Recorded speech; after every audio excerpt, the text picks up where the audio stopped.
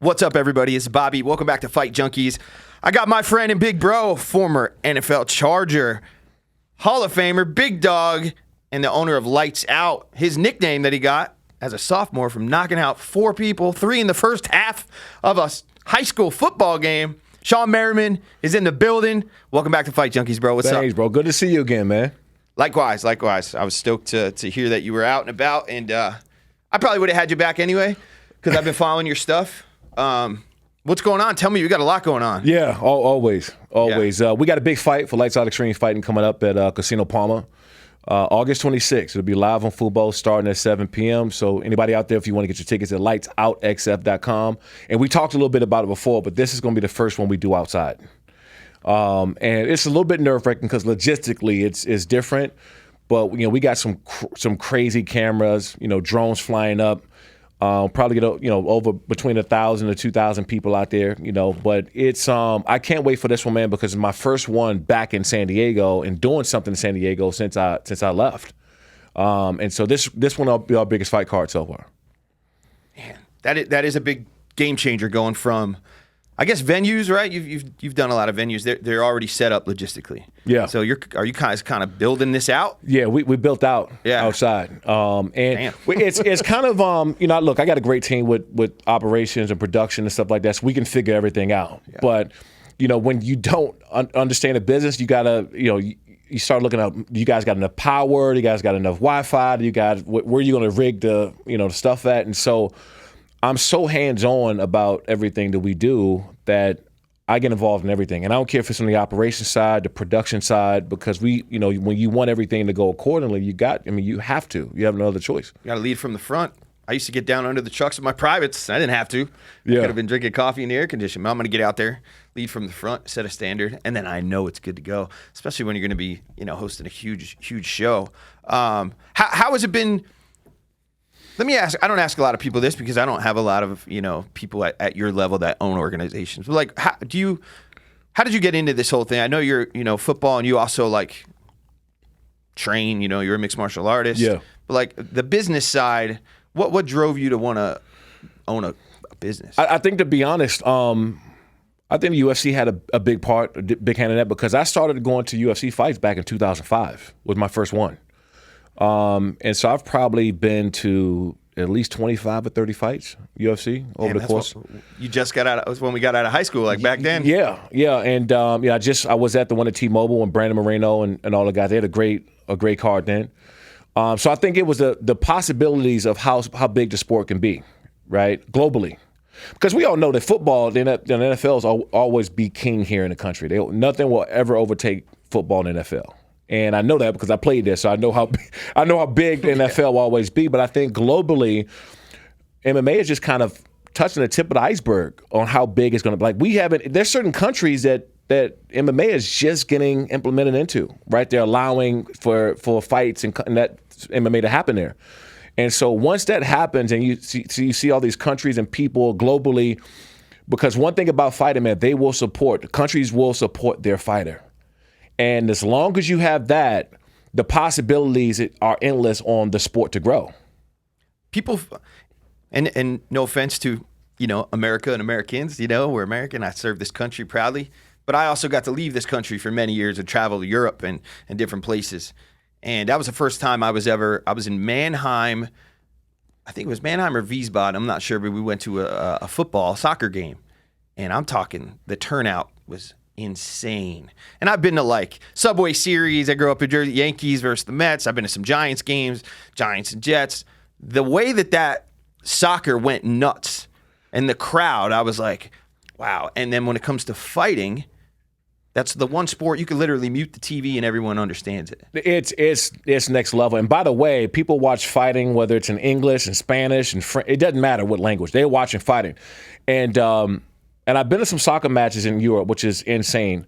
But I think that as far as soccer, the LAFC, I don't know if they got the 24, they got the 42-20 or whatever the number was. LAFC, the soccer club, it's in LA. Those guys are next level. Like they are next level passionate about their team. And that's how the rest of the world is when it comes to soccer. And so I got a chance to experience that firsthand by seeing it. I'm like, this, obviously playing in the NFL, you got your favorite team. And you support your favorite team. I play with the Bills, dude. And you don't have more support than you got out there with the Bills. But when you start looking at international soccer, and now when a country have their favorite fighter that they back coming out of there, they get behind them more than we've ever seen. Ever biggest. Do you think? And I bring up soccer, football in most of the world. That's one of the biggest sports. Because I think the only other sport that they would get behind people is fighting. So, I mean, if you noticed that back then, we're the same age. I think he got me by a year. I mean, I remember watching the fights in Atlantic City, Frankie Edgar going out there. He's from Tom's River. I grew up next to him. That's right. Fighting was big, but it was small. But we were in a little bubble. And if you're tapping into, so your organization, I know you got a fight coming up, but is that on your radar? You're finding people from all over the world, right? Yeah, which is crazy because we're on football, TV and football sports. So can you explain how to access that and a little more for the viewers? Yeah, that don't know? you can subscribe to Fubo. Okay. And what's cool is it's on the Samsung TVs, Roku, and some of these other platforms. So you can just get it. And they just introduced like this new multi-level thing, and I'm just looking into and finding out. But the cool thing is about Fubo and why we end up partnering and going with them is because they have a tech platform that is unmatched. And more and more people are finding out about Fubo and subscribing to it because now they're adding baseball and they're adding all this, these other programs to it. And so Fubo is just like growing. And so we're up actually 57% in the last couple of fights in viewership. And so as they grow, and then we're able to get out there more, and then the fighters reaching out, and everybody's really excited about coming to fight for Lights Out Extreme Fighting. We're seeing the growth happen every single fight, and it's fun because you put in the work, so you're seeing the results. But it's also nerve-wracking, right? Because we had a fight, our last fight. Football, you can pick us up in Canada. You can watch it in Canada, France, and some parts of Spain. And so internationally, American football isn't as big. And so whenever I see we have a fight and then I get a lot of followers internationally, I know that people are watching the fights out the country. So that part to me is pretty cool, yeah. So obviously you had a good network because you played, professional football for so long. But how did that transition go? Because, you think a lot of people, I mean, personally, I think it's a huge shift from football. I know they're kind of both combat sports, but how was your network? Not just as like Shawne Merriman, the athlete. Were you close with some other owners? Did you go to were you in that world, or did you do that post retiring from the NFL? Yeah, I was in that world. I know Dana and the guys for some years now, but I think on the flip side of that, I got a chance to work with Scott Coker and Bellator and that whole team for over a year. Great organization, great people over there. And I think for me, having a football background to be able to transition in the sport, because you got to think, the MMA community is tight. They don't play around, right? You're not going to come at some outsider and think you're going to have some success in this business unless you're accepted with open arms and they know that you're passionate also about what you're doing. So me being around the sport for so long, I mean, you can go back to articles that were written 15 years ago about me training with some of these guys and being in the gym with some of these guys, and a lot of fighters will tell you that. And I'm not just training; I mean sparring, getting in there. I've got after it with some guys, and coaches are like, "Hey, we got a game coming up. Why don't you chill out, bro?" Yeah. Back when we used to, when I had some exhibition fights, we would have with camera phones wasn't as big, remember the beepers? I had a beeper. Oh yeah. They were trying to record me in the sidekick, right? No, so we some of those exhibition fights I used to have in San Diego, the phones would just get put up.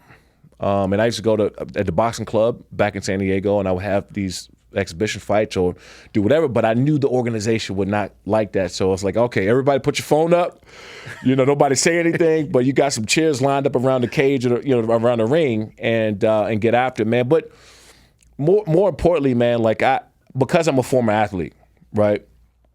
I have a different perception when I'm dealing with it. And sometimes it's tough for me because I want to pay guys and take care of them and stuff like that, but I also run a business, right? Yeah. So I do kind of tread that line because I know what it's like to put your body through what they're putting their body. I've been in training camps before. I've trained for fights. I've been with these guys. I've seen them get off of work and, from their full-time job and then go and train. And some of them are getting training twice a day with a full-time job. And so, I'm always trading that line of like, man, I want to take care of guys. I'm a former athlete. My brain, my mind is wired to as an athlete still. Yeah. But also, too, you're trying to run a profitable business and you're trying to grow. Yeah. Right? So you can't do everything you necessarily want to. So you got to kind of, like we are, growing organically and deal, kind of with the bullshit and the hate that's that's in the industry. Yeah, you alluded to a little bit of that earlier. And I could see, especially in like the podcast world, that's why I tell people like I might be considered a podcast. I'm not a podcaster. I'm a dad. I'm a husband. I'm a Jersey native who loves the fights. I'm the ultimate fight fan who was given an opportunity. So I think that's why my relationships with all you guys is more genuine. It's organic. I'm not Ariel Hawani. I love Ariel, but I'm not out here with an agenda to like try to get some shit out of you guys. Like, right. I don't care about the clout and the file.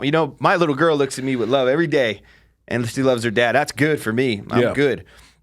But you already have a big spotlight on you. Yeah. You got a lot of lights on and lights out all around you. Yeah.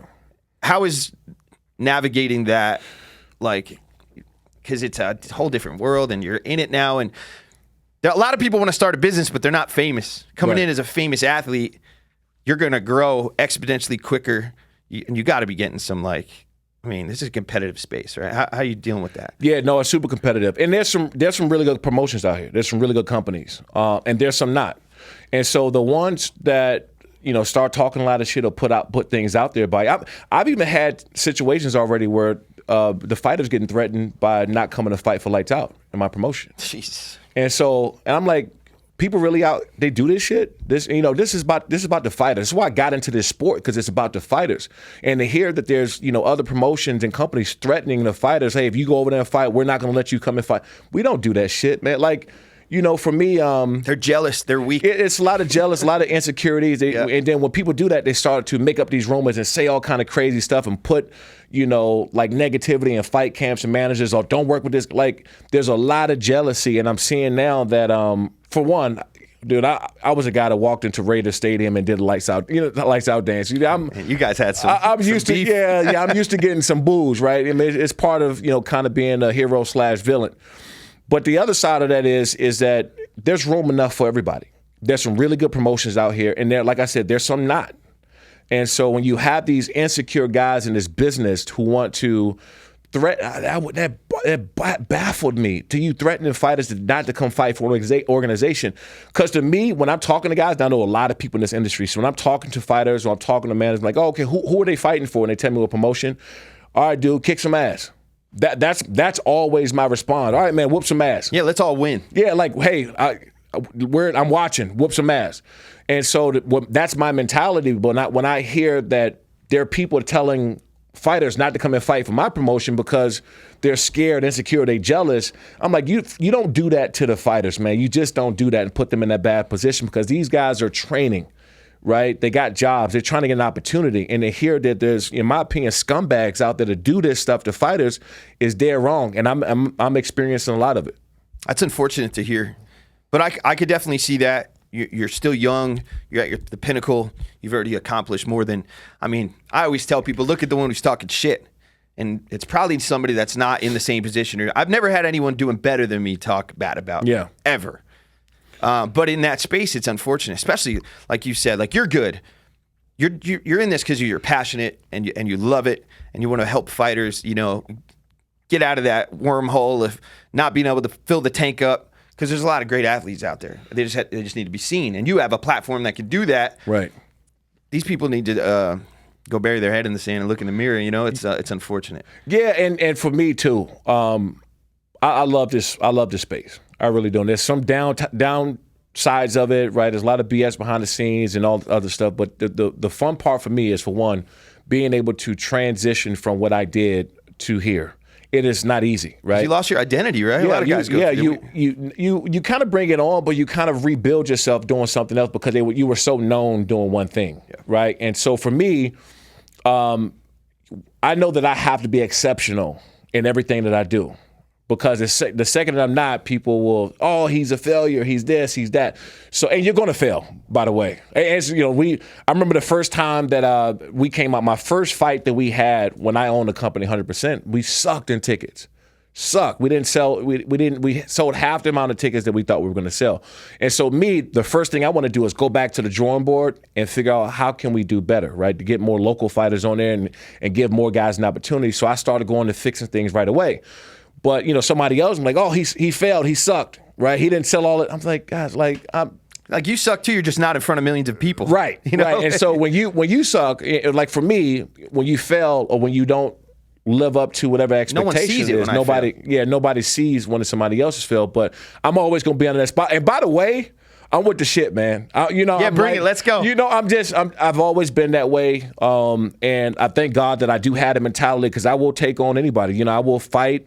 If I believe in it, you're going to get my best shot every single time. And I'm fortunate to have that attitude because a lot of people waver from what I call healthy conflict. Right? And the healthy conflict is, hey, look, I believe in this and I'm going to fight for it. I'm going to do anything possible to make sure it's successful. And so a lot of people are like, I don't want any problem. I'm like, no, I want problems. I don't want it. 50. Like 50 Cent. Yeah. I don't want problems. Dude, one of my favorite quotes, 50 got a lot of great interviews and quotes, but I think that for me, because that interview that 50 had is who I am. Right, I never want any problem. Relationships are very important to me. Yep. Treating people kind and being fair is important to me, and I don't want any problems. Unless you want a problem, then I got no problem. Yeah. Right, and so that resonated with me because I'm like, man, I've always been very, very good with fans. Right, being around doing everything. I love being around fans. And I love, having partners that I'm busting my ass and we're successful together and doing things. And so whenever I get conflict, it's like, listen, I want this shit. So come on, and whatever you got to bring, let's go. But more importantly, man, is for me just to stay positive for one, stay doing the right thing. But I think there's sometimes too when you're like that, when people see this guy's nice, he's this, he's that, they kind of cross that line a little bit. And I'm like, no, I want problems. Just know I'm ready and prepared for those problems. So bring this shit on. But that's not my ultimate goal, man. I like to grow and kind of do things the right way. I'm right there with you. My 20s and early 30s, I'm going on 5 years sober last week. I wasn't the guy that's sitting across from you. I tell people I didn't wake up with skulls tatted all over me because I was always nice. I've learned through a lot of pain and a lot of loss how to navigate this world and take all that experience and help the younger generations and be a better man and a better mentor to a lot of people. But at the same time, I'm still that guy. Right. I guess I might navigate the issue a little more, better instead of cussing you out at the gas station and chasing you down the street. But I deal with the same in this industry. Coming in the podcast and fight space as the new guy, I looked at it like opportunity. I'm cool. I'm a vet going from vet to DOD to contractor to this. Yeah, I lost my identity, kind of like we talked about last podcast. And now I'm finding it, but I get a little, because it's a small space, especially and I'm trying to be different. I'm trying to be literally organic relationships and be one of the guys at the barbecue. I don't want to just be the guy who has the platform and does all the cringy questions. I'm never going to be that guy. So I'm not going to even try to be that dude. But I get in this world too, there's MMA community, and maybe you deal with it too. What I got to do is start realizing this is fight junkies. That's why I wanted to have you on. This isn't UFC junkies. Right. Bellator, tremendous. Lights Out, tremendous. PFL. There's so much out there that I got to expand my bubble. And it's clicking in my brain as we're talking about it right now. I've been doing so much of the UFC content. I just had that realization on camera, real time. It's time to open up the brain a little to other work. I follow your stuff because we're friends, and I love seeing people that I know win, especially in the new endeavors. It excites me because you weren't supposed to come in here and do this, right? Yeah, this wasn't in the cards. And you're right. So, and you're going to experience that. And I'll tell people this: I don't care whether you're in the fight industry or what. Anytime you start to make way, disrupt anything, right? And people that's insecure and people that's not confident about their own capabilities start to come at you because you bother them.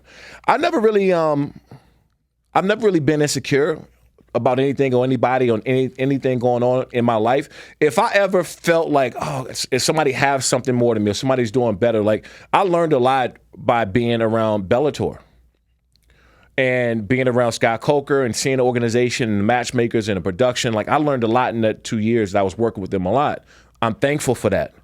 I didn't come back and say, oh, I can Bellator. You know, people, I think when people don't know or they're insecure about something, they start to like throw things and put jabs at you because of what they're secure about in their own self. And so we are making a lot of waves. Lights out, we're doing extremely well in this industry, and fighters are starting to come over and want to fight for us. But that's not going to stop me from watching another promotional organization. If you look on Instagram, look at like some of the top 10 organizations. I'd like pictures, images. Like I have no problem with anybody. You're a fan first. Yeah, you know, that's what got me into sports because, you know, I'm a fan of the sport first, and then now I own a business where now I can put my ideas and my creativity into action. But I at no point in time ever felt like, oh, they're better than me or they're bigger than me. And sometimes people have that, and so what they started doing is taking jabs at you, and they won't do it directly to you. They're doing it to the industry, right? And they all get together and they band together and let's make up this rumor or say this. And so I was kind of thrown off because I have so many great relationships in this business. But when I heard that was being done by a small group of people that's trying to sabotage what I got going on, I said, okay, I don't have a problem. But if y'all got a problem, okay, no problem. No problem. Yeah. And I could see in your face, maybe, I don't know if people could see on camera, just being right next to you, that you don't even want to have to talk about this shit. Like, it's something that you're like, this is just unfortunate that you even have to be on a mic. Obviously, I'm glad sometimes you poke the bull that we got to stick up for ourselves. We got to bring things to light. You know, we have to. But it's just like, you ain't got time for this crap. No, it's because like, you know what? It sucks, right? At the end of the day, and this is the truth, right? Everybody got families. They got something they're trying to build, a dream, a passion, or something they were doing. And to see somebody kind of poking at something where I'm not even that type of dude. Like, hey, look, I'll tell, hey, go kick ass, right? Yeah. I'm rooting another. I got friends on another organization. Like, oh, guys, when's your next show? I'm gonna try to make it. If I can get there, I'm gonna try to make it, right? And that's my mentality. But when I don't see that mentality back towards me because somebody's jealous or insecure or scared because I'm in this industry, I'm like, okay, now we got a real problem. Yeah. That's the type of guy I'd take his girl in high school. Right. I'm like, all right, you're coming with me, sweetheart. That's why I got such a dime piece of a wife. Shout out to my wife, Audrey. She's a savage. She's a gangster. I have a question. What is the difference between the UFC world and then the NFL world? Because it seems like there's a huge difference between the fans and then also the business. You know, it's funny, and that's a good question, by the way. There is a lot of crossover because I think majority of the people in this country love football, right? Yeah. They got their favorite team, even if they are in the MMA space, or whatever, they still love football. And so that part of it allowed me to have success early on in this industry, right? People know who I was coming from football. They knew I've been around this space for 17 years. It's like, okay, cool.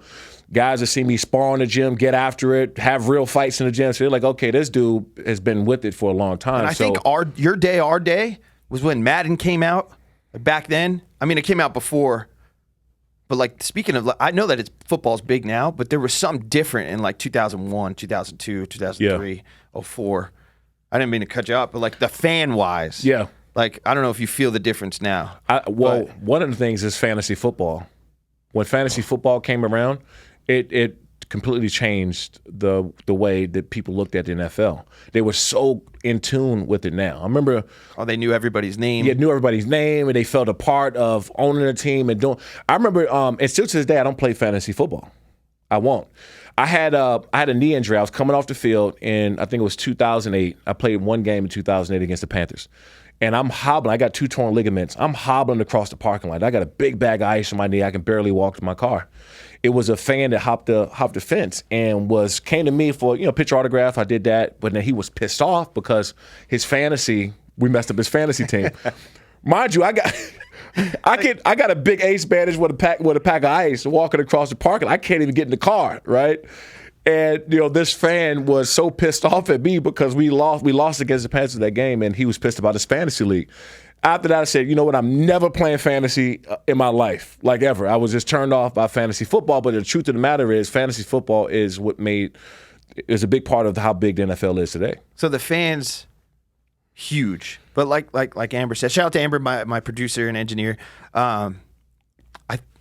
I've only seen a couple of like soccer in Europe, mixed martial arts, and then football. Right. So how do you think the fan are they like super similar, or is it like, you know? Yeah, I think that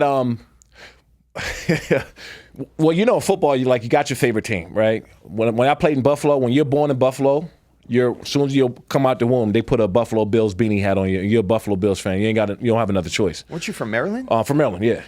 But I played a couple years in Buffalo, and so what I see in the MMA space is they got their favorite fighter, right? You got, like, for example, post something about Conor McGregor and watch the comments under it. Watch how rabid people are about Conor. Watch how rabid people are when you say that Khabib is not the best fighter over John Jones as far as the GOAT status, right?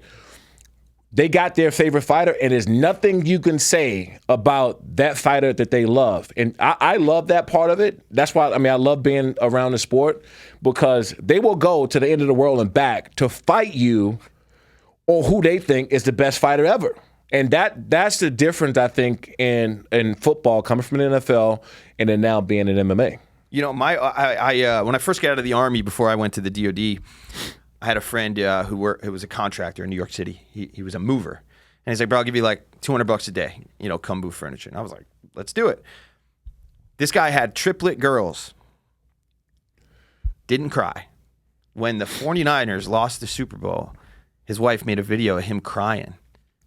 And she was like, you didn't even cry when our children were born. And he's like, he got into a big argument. He's like, you don't understand. I've been waiting for 30 years or something, whatever the time was. It does. It's something unlike like you've ever seen. I had when I played with the Chargers, I had there was a guy's dad.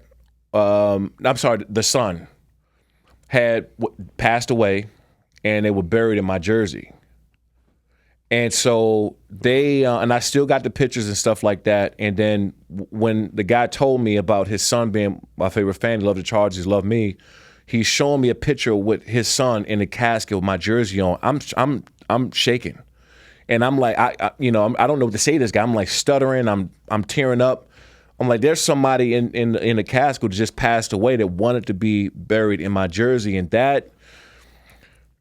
I always do a lot for the fans anyway. I'm always fans first, no matter what. That's why we sell tickets, why we do well. Everybody watch, because I've always been fan number one. But when you see something like that, man, it changes you, because you understand that there's somebody out, and you don't know. You know that people watch you, they got your jersey, they got your number, but until you see something like that, it's a game changer. Yeah, I think that's what changed the game with social media. People feel closer to you guys.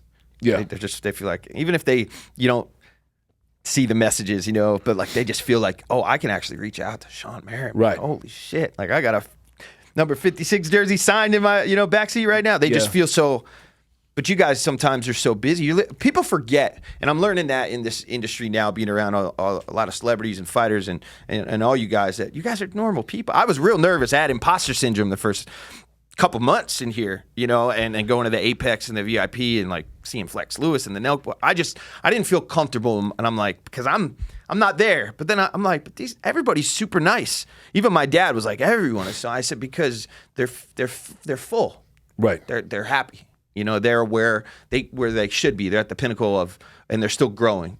But fans, you guys don't know. Like, I've got a taste of it.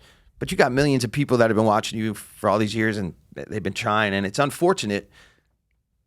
But I mean, to have that happen, that's a hell of an impact on you. We, and so like, that's deep. Yeah, listen, you see somebody buried in a casket with your jersey on it, you start looking at everything different, because. Even when my grandmother one time, we were eating at Outback. This is when I was at the University of Maryland, and then we went to an Outback that was not too far from her in Capitol Heights, Prince George's County. And I was eating with her, and I was alone with my grandma, and I kind of just wanted to be left alone. And somebody came up for a picture and autograph or whatever, and I didn't get pissed off, but I was like, dude, I'm over here with my grandmother. We kind of hanging out. I haven't seen her in a little bit. And then I didn't sign it at first. I was slow signing, and my grandmother did it. She slapped my leg under the table. And I said, what? What was that for? She said, sign that damn autograph, boy. Yeah. I said, what did I do? And I signed the autograph, took the picture with the guy, and she walked off, and she said this, and I'll never forget it. It always stays with me now and why I do it so much. She said, don't be mad when they come and ask for autograph. Be mad when they stop asking for it. And so from that point on, I start looking at everything completely different. For somebody to come up to you and they want your autograph or picture, and somebody had autographs of mine since college or 15 plus years, every time I think about not signing an autograph because I'm busy running to the airport or something happening, that voice saying, do not be mad when they come ask for your autographs, be mad when they stop. And so I never forgot that, and that's why I do a lot with the fans now. Jeez. How do we continue the podcast after that one? Holy grandma. Shout out to grandma. My grandma raised me. I got a lot from her too. Yeah. Strong. She raised 3 kids in Brooklyn, New York as a single mom, and then my parents divorced. She raised us. My dad was a cop in New York City, so he was never home. Tough Catholic woman. She'd smack the hell out of you. If she saw me now with these tattoos, you'd be like, Bobby, why are you running across it? I'd be gone. Oh, I came home. She saw my lights out tattoo. I wore long sleeves in the summer. Yep. I was terrified of my grandmother. Everybody's raised in kind of a Southern Baptist church, and I remember when I got the lights out tattoo, and one day I slipped up and I had on a short sleeve. I was hot as hell outside, and I came in. I forgot that she was home. I didn't know she was home from work, and I came in and she saw that tattoo. Back of my head, slapped the hell out of me, right? Yep. And caught me by surprise. She said, "What is that on your arm?" I said, damn." Got me. And her thing was, boy, you're marking up God's temple, and I was like, yeah, Mom, but it's time to change. Yeah, she didn't want to hear that shit. And my first tattoo, when I got caught, I wore shorts. It says, "In God we trust." I was like, at least it says, "In God we trust." Right. She was like, it doesn't matter. She was all pissed off. Man, yeah, shout out to the grandmas. So we got a big fight coming up. Yep. I want to say I'm super proud of you. Can you break down how the fight cards are going to go for the ones that are going to, tune in that have not before? Like just the structure of your organization, right. Like your weight classes. Can you go through that a little bit? Yeah, so what we typically like to do is, depending on what we have in a fight is, like this said, this next one is at Casino Palma, and we try to get as many local guys on as possible, right? Obviously, they sell tickets. That's always helpful, but they got gyms, their family, their friends, got people that come and train with. Everybody want to come and see, their guy get down. And so we'll try to have, 6 or 7 amateur, 6, 7 pro, and make it a day, right? It's normally like a 3-hour event. And so you get those local guys on there. Mind you, everybody's looking for an opportunity, right? These amateurs, and some of these guys, believe it or not, some of these amateur fights are better than the pros because they know they go against their record. So some of these guys come out swinging. Oof. They come out swinging. Ain't no technique, no nothing. They're like, man, I'm about to knock this dude out, and it has no technique. And sometimes that makes the best fights. And so you'll try to build up your local guys as much as possible. So this fight, we got a lot of local, probably 8 or 9 local fights or 10 local fights on that card out of the 14 or whatever it is. And so you try to stack it with that. And then you want to get your co-main event, main event with guys that people know, right? They know the MMA community. They got a name. Some of these guys fought in the UFC before. They come in and take a couple fights with you. We got a couple fights. Already got contract offers from the UFC for Contender, which is super cool, for us. And so it's really, when we come to town, we want to give everybody there a shot first, right? Now you might have a guy. We got a couple wrestlers from Penn State that reached out. They're amateurs turning pro, or just trying to get some amateur fight because they're coming home from the wrestling. So once in a while, you fly some guys in because you just want to see where they at, talent wise. So you do that, but for the most part, man, we want to give as many local guys as much attention and an opportunity as they deserve. Period. That's pretty cool. It makes a lot of sense in the business side, too. You got the hometown hero. He's about to fight. The whole town's coming out. That makes a lot of sense. And then you're Dana White. Yeah. So they see you sitting there, and they're like, holy shit, that's Shawne Merriman. And you're not just Shawne Merriman. You own the fight organization. Yeah, so you know what's funny about that, and especially when I first started off, we launched Lights Out Extreme Fight, and I had some guys who would come up in the weigh-ins. And so some of them had like my old jersey, and you know, it kind of you're excited about it because you appreciate it, but then again, I'm like, you think in your head like, dude, I'm old as shit, man. Like, you know, because some of these guys say, man, I used to wear your jersey when I was 10. Yeah, and I'm like, 10. Let me do the math. 1, 2. Goes quick. It's quick, right? And so that part of it is cool, right? But because you have those guys and both men and women that watch you play on a football field. Now, to come on this side to know that they're getting a different level of eyeballs, a different set of eyeballs from me because I don't really come from the MMA background, right? Most of my background is from, obviously, NFL. That's where I played. And so what I try to do is give these guys a different set of eyeballs, right? They're going to get it in the MMA community because they've been training, they've been fighting already. So the MMA community know who they are. What I try to do is get them a different set of eyeballs that they wouldn't get anywhere else. Right. And so that, you know, we go back to why people might be pissed off at me or might be mad. It's like, hey, I'm bringing some damn eyeballs. That's what I'm going, and I'm going to continue to do that. So if you're going to be mad at that, then just stay mad. But when you're bringing a different level of eyeballs to these fighters, everybody wants to be a part of that. Yeah. All I could think out when you say, I'm like stuttering. The only thing I could think when you just said that was, what an asset to lose. Like for instance, or John, you know, he's like my big brother.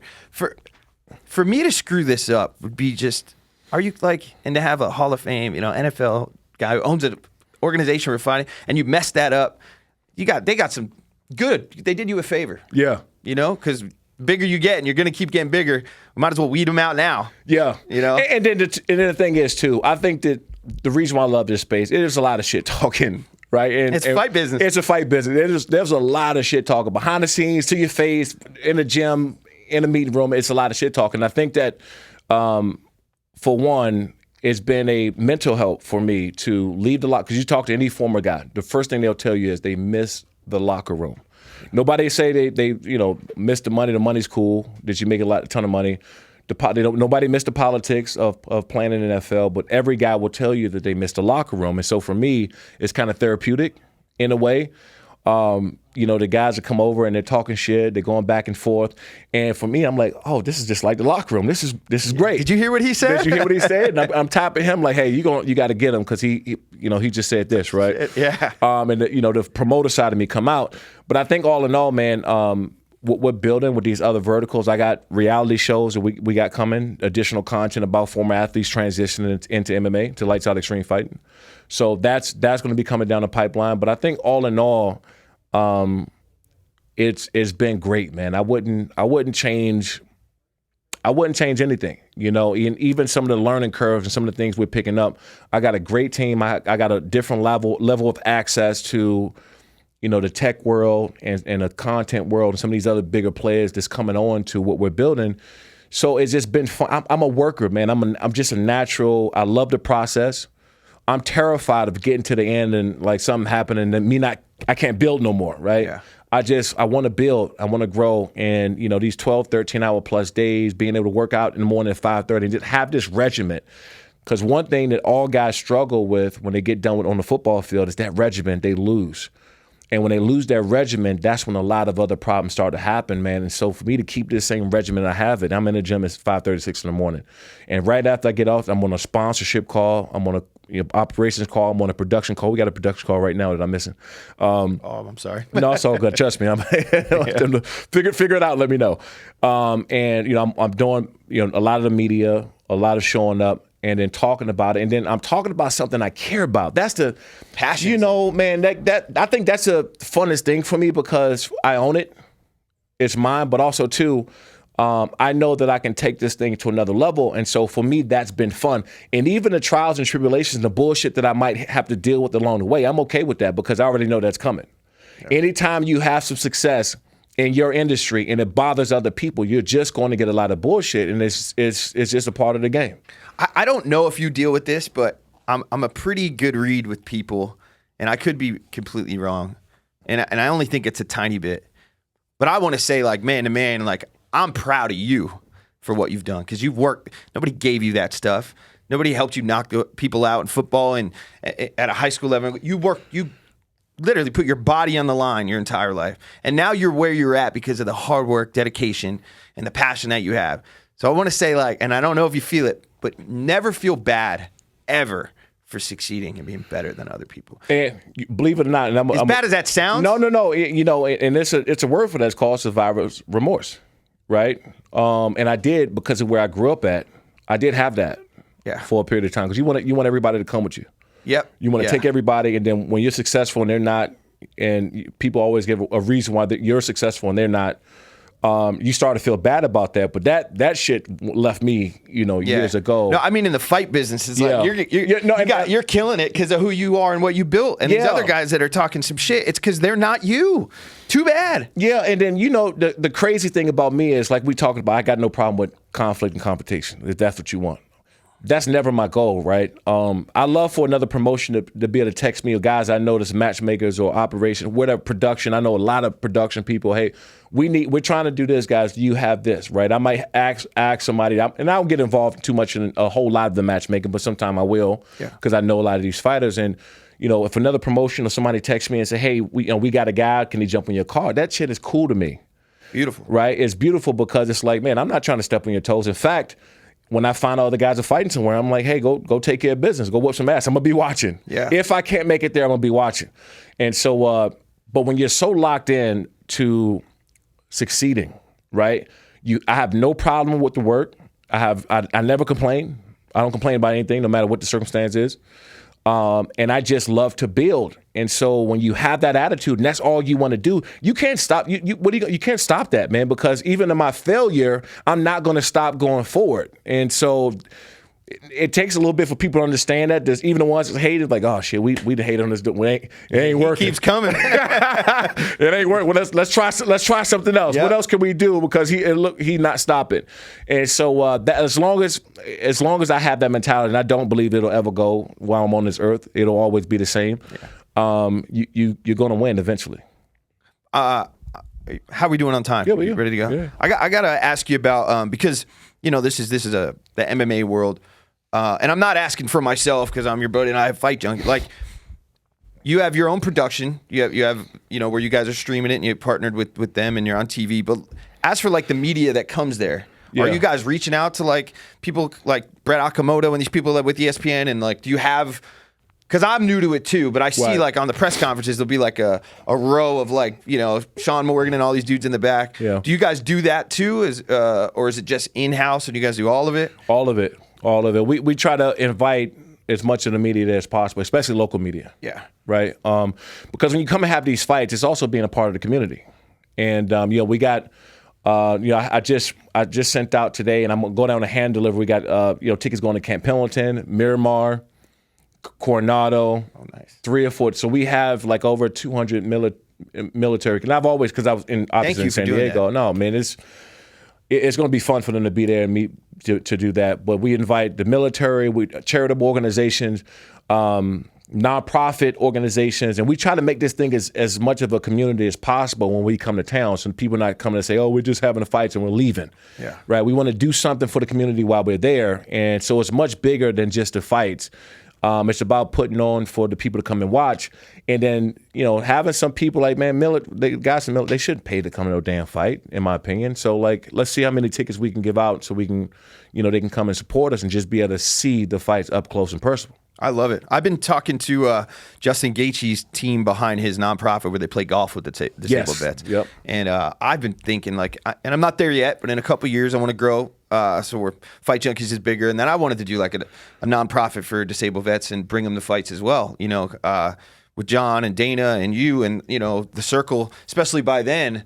I would love to get some guys with some TBI that, were in wheelchairs or maybe lost some limbs and amputees, like my brothers, and I've been blown up and almost killed. And I was just grateful. That day, it wasn't my day. Many times, it wasn't my day. But now it's my time, and I'm in the seat to give back. I think that's awesome. So, yeah, that's a goal of mine, too, for sure. Yeah, and the thing is, man, and one of the things I learned, when you have a platform, you kind of got a responsibility in a way too, whether you like it or not. Like some people is like, I don't want to be a role model. I don't want to do this. I don't want to do that. And you don't have to be a role model, but when you got a platform, you can change things at mass. And that's why I even do what I do, because when you have a platform, you can start changing things. Like if you don't have a platform, you can go change your neighborhood, right? Change a few people up the street, some people you know. When you have a platform, you can start changing things at a massive level. And so regardless if you like it or not, want to be that role model or not, if you want to be seen that way or not, you're going to. And you have in a way, you have a responsibility to do something about that platform that you're given, that you have. And I've noticed that a long time ago, and that's kind of why I've been out in the community doing the stuff that I've been doing. I love it. I got 2 more questions for you. I know you're a busy guy. Can you tell me about that bill that you went out to dinner as a rookie? Can you talk about that a little bit? I watched some content. I mean, since we met last time, I've been going ham in the content for you. How does that happen? What is that night like for like a guy who right now is about to get drafted? Like, if you could tell them, hey, this is kind of how it might go. Well, first of all, they stopped it, so they don't have the rookie dinners anymore. They limited. I think I changed the rule for that. You're the reason. Yeah, I'm for sure. I think me or Des Bryant, one of us got the rule changed. So you take out all the veterans that are 4 years and up, right? You take them all out, and so you never. I'm 20 years old, right? Like I don't 20. I just turned 21. So you don't really understand like what that stuff costs, right? You never bought liquor and alcohol at mass. So I had the idea, to be honest, that the bill was going to be max, very max, like 10 grand. And I was still, by the way, very sick about that, because you're paying $10,000 on food and alcohol, right? So I was sick about that already. And so I'm seeing everything go around, and I'm seeing Antonio Gates and everybody, they got these little bottles called Louis XIII. I just turned 21. I'm from PG County. What the hell I know about Louis XIII? I've never had it, right? And so they order one bottle. I have a couple drinks. But I was like, oh, this shit is good. This is great. I look at Antonio Gates. I said, yeah, order another one, right? So you sure? I said, yeah. This is great, man. I'm having a good time, right? And then so we go through the second bottle, and I'll go to order another one. So I'm thinking like, okay, these bottles are $500, maybe, restaurant $500 tops. And I already got mine set up in my mind that it's going to be around that. And so I did that. And Lorenzo Neal grabs me. He said, "You sure?" I said, "Yeah, man. This shit is great. It tastes. This is amazing. The best shit I ever had. That's the best shit I ever had." And so I'm sitting there, I'm drinking, I'm having a good time and everything like that. Drew Brees goes. He got a bottle of wine. Right, like 2 bottles of wine in his hand, under his armpits. And so I'm sitting there, I'm thinking like, okay, hold on, I'm counting the bottles. That's 1, so everybody got drinks. And it doesn't hit me yet. Yeah, I wouldn't have known either. No, it turned out these bottles of wine that he had is $1,000 under his arm. So Drew's walking out, he got 2 bottles of wine on his arm. Yeah. I think O'Neal had a bottle, everybody had a bottle. And so I get up, I'm like, all right, I got to face the music, whatever, and the owner of this restaurant, Papa Moose Grill, comes and grabs me. The owner does. And he says, Shawn, I need to see you in the back. I said, just bring me the bill. Like, I don't get what the problem is. I got my black card. I'm sitting there like, yeah, it's going to be around 10 grand or whatever I can pay. It's not a big deal. Just bring me the bill. I said, nope, I need to see you in the back. I said, come on, man, look, you messing up the vibe. You're messing up the vibe right now, man. Shawn, I really need to see you in the back. Oh, man. So I get up, I go in the back by the kitchen, and my back is against the wall. He hands me the receipt. And you ever see, like the grocery store receipts that drop all the way to CVS ones? The receipts that drop all the way to the bottom. Oh. I mean, this receipt never. It's like 2 carts at Walmart. This receipt never stopped dropping to the floor, right? Finally, it hits my foot, and it's even past my foot. So I'm going around, and so you know what the bill's high, right? You start going to nitpicking on the little shit, like, hey, I didn't order we didn't get a salad. What are you talking about? I know we didn't have 16. So who ordered 16 salads, right? So you start going through, trying to take everything you can off of the bill, trying to negotiate. So I'm going and I'm lifting up the receipt. This is no joke. The receipt's all the way by my foot, and I'm going up, and I got to the bottom, and I saw 32,000. My knees, like, you're like, look. My knees, I thought I was going to faint, right? So I put my back against the wall, and I'm like, shit, Rookie player goes into cardiac arrest. Oh, dude, put a fork in me, I'm done.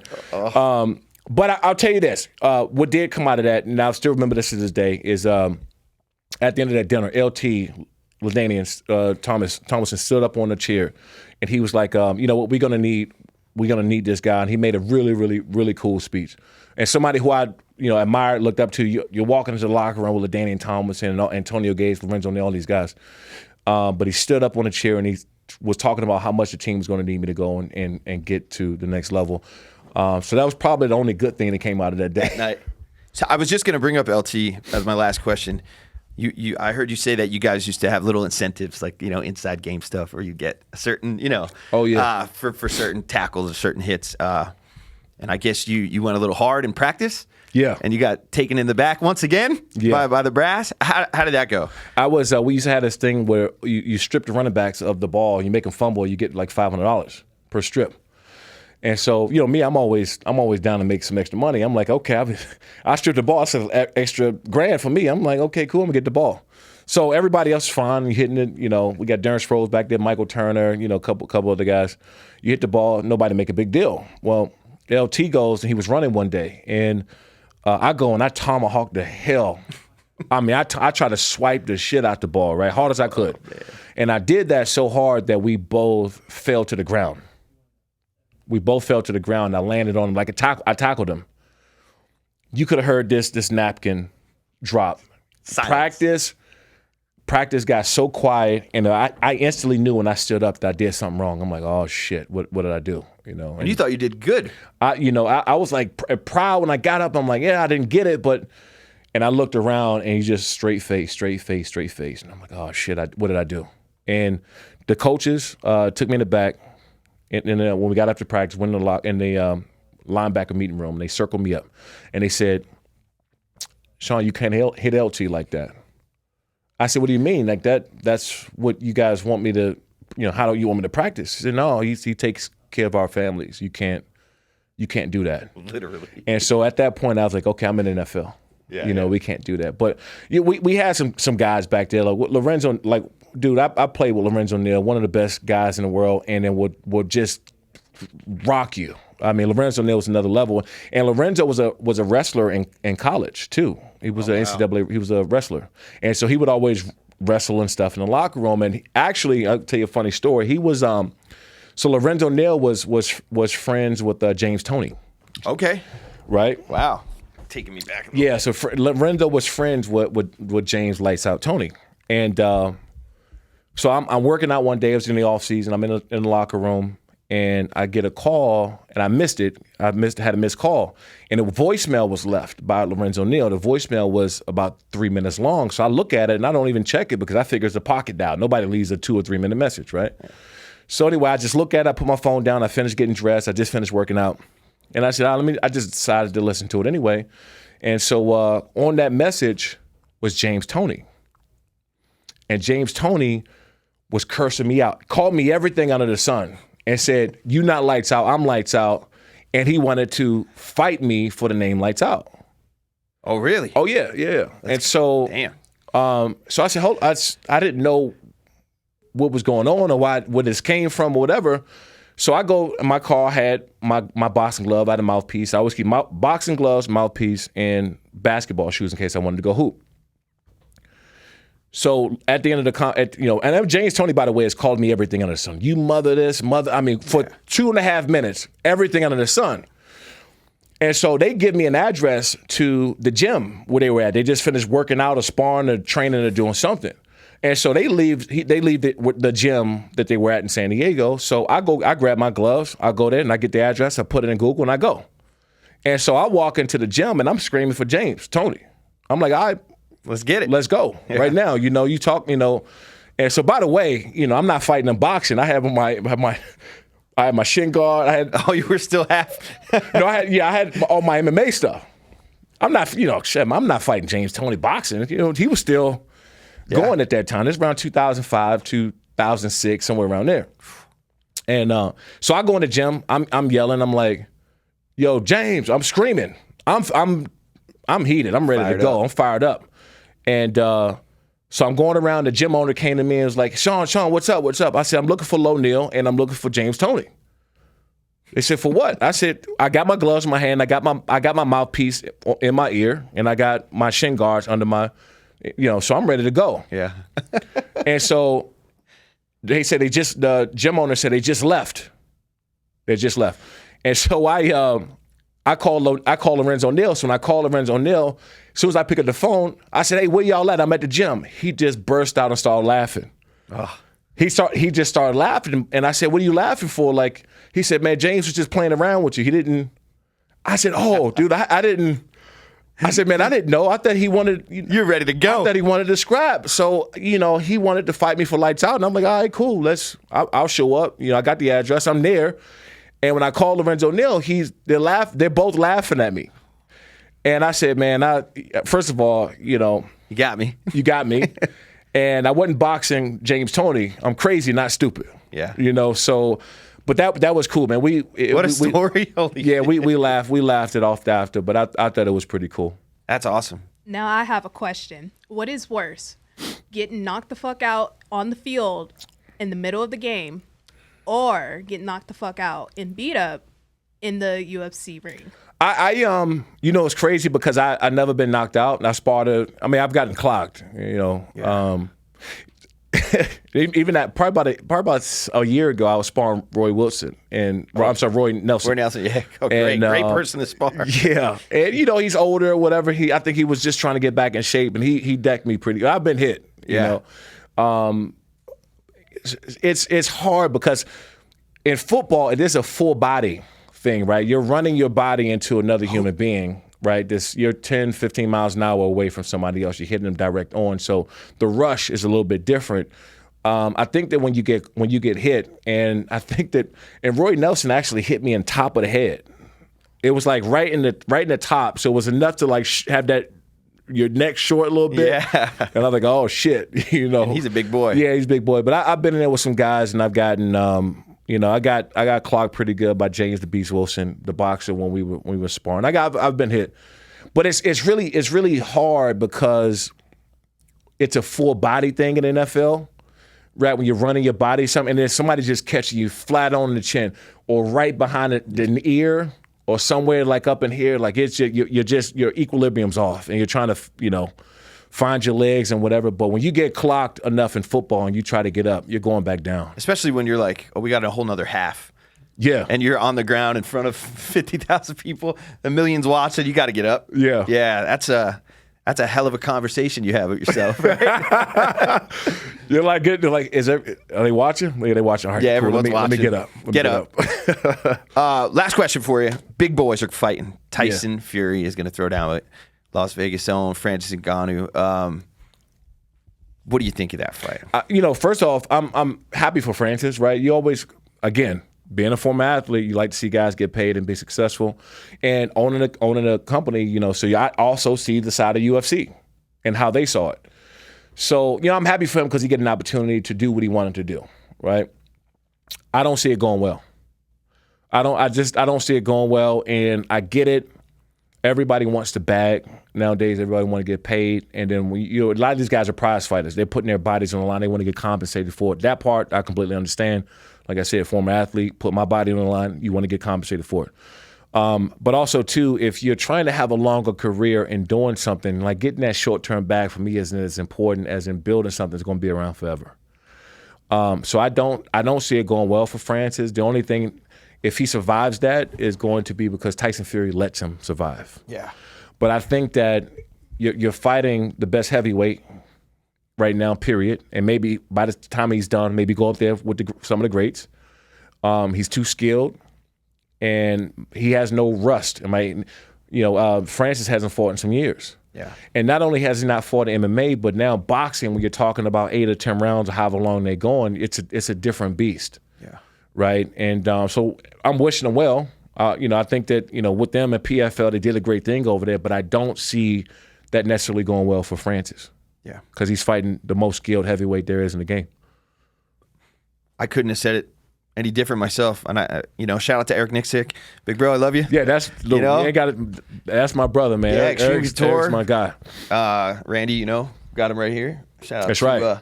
Randy Couture. I was also attached to 101st Airborne in Iraq, so I got to go hard for Randy. Got to get you on the show.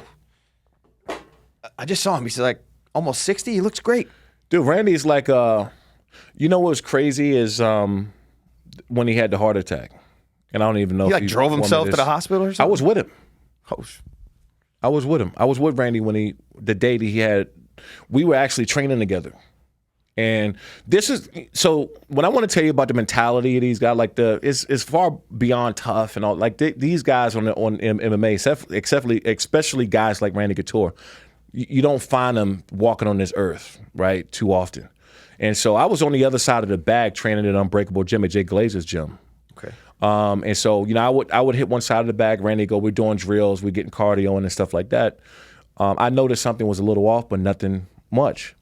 Turns out he's having a full-on heart attack, bro, and walked himself. Like, dude, first of all, to either fathom somebody walking themselves to the hospital when they're having a heart attack, do you have, like, I'm not scared of nobody walking on this earth. I've never been afraid of anything.